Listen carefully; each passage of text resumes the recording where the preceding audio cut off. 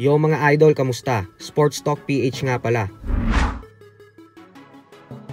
Ang plano ni Barrios, pag-usapan natin yan mga idol. Ngunit bago ang lahat ay huwag kakalimutang mag-subscribe at i-click ang notification bell button for more sports talk. So alam nga po nating lahat na ang ginawang pag-knockout ng Mexican legend former 4 Division World Champion Juan Manuel Marquez sa ating pambansang kamao Manny Pacquiao mahigit 13 taon na ang nakakalipas, ay ang siyang isang patunay na tao lang din talaga si Pacman at kaya itong patulugin sa ibabaw ng lona sa pamamagitan ng tamang suntok gamit ang tamang tiyempo.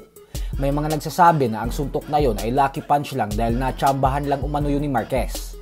Pero ayon nga po sa mismong trainer ni Mario Barrios na si Bob Santos, ay hindi umano yun tsamba at bagkos isang perpektong suntok umano yun, kung saan pinag-aralan daw ng husto ni Marquez na patamain ang kamao nito sa panga ni Pacquiao sa tamang oras.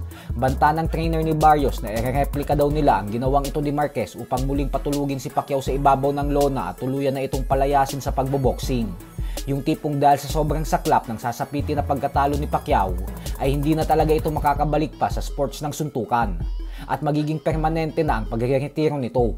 Pero syempre madali lang po yan sabihin pero mahirap po yan gawin.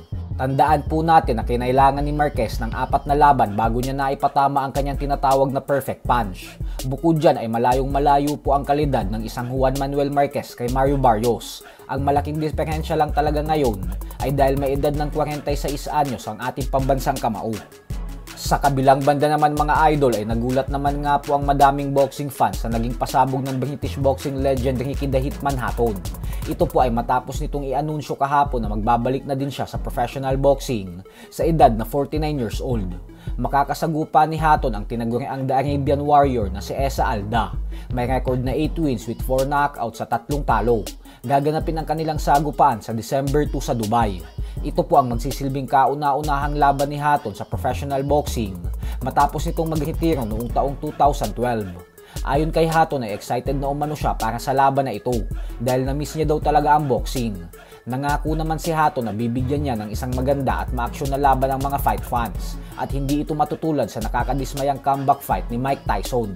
Madaming fans naman ang nagsasabi na tila mukhang ginagaya daw ni Hatton si Pacquiao kaya nagdesisyon itong bumalik sa pagboboxing. Pero ang malaking pagkakaiba nga po sa paparating na laban ng dalawa ay dahil ang laban ni Pacquiao ay kontra sa isang bagitong lehitimong world champion, habang ang laban naman ni Hatton ay kontra sa isang 46 anyos na fighter. Kaya hindi po talaga pwede ikumpara ang laban ni Pacquiao at Hatton.